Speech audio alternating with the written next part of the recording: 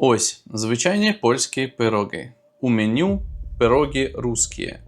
І майже кожен, хто це читає, думає одне й те саме. Ага, русське, значить російське. Так от ні.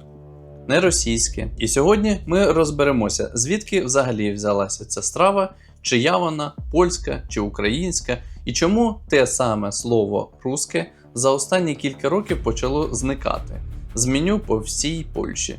Спойлер, причина зовсім не історична. Почнемо з очевидного, про яке чомусь мало хто думає. Начинене тісто, зліплене з варена, це взагалі не польське і не українське винахід окремо.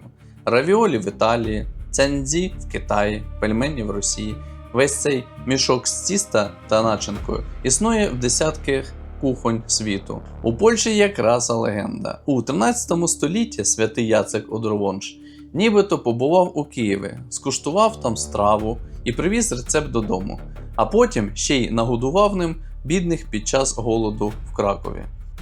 Тепер уяви собі, сама польська легенда про походження пирогів прямим текстом каже, що рецепт приїхав із Києва. От тільки є нюанс. Перший письмовий рецепт пирогів у Польщі з'явився тільки в 1682 році у книзі Compendium Folklorum. Це взагалі перша кулінарна книга польською мовою. Тобто, між легендою про святого Яцека і першим документом понад 400 років тиші. 400 років – це не трохи розходиться в деталях. Це ціла прірва. І чесно кажучи, це нормально для страви, яку варили в кожній хаті. Писати рецепт того, що і так усі знають, нікому не спадало на думку. А тепер найцікавіше, те саме слово, яке всіх плутає. Пироги русське. Це не означає російські пироги. Русське тут це відсилання до Русі, історичних земель, які сьогодні є частиною України і Білорусі, а не сучасної Росії. Просто в українській та російській мові корінь «рус» звучить однаково і в слові «Русь», і в слові «Росія». І від цього виникає плутанина, якою вже кілька століть ніхто не переймався.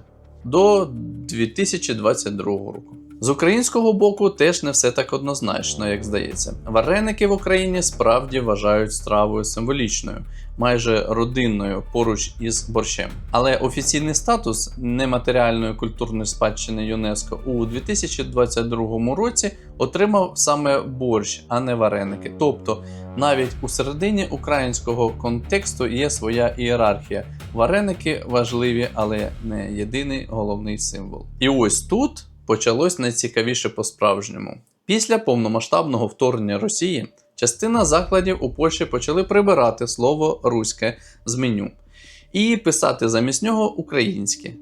Причина проста і людська. Працівники українці в цих закладах сказали, що слово «руське» тепер асоціюється у них з війною, а не з середньовічною Руссю. Тобто найгучніша зміна в історії цієї страви – це не якесь давнє рішення лінгвістів, а свіже, живе рішення конкретних людей на конкретній кухні. Напиши в коментарях, чув ти про цю історію з перейменуванням чи ні.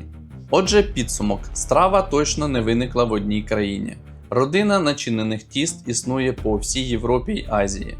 Польська легенда сама вказує на Київ як на джерело. Перший письмовий доказ у Польщі з'явився лише у 1682 році.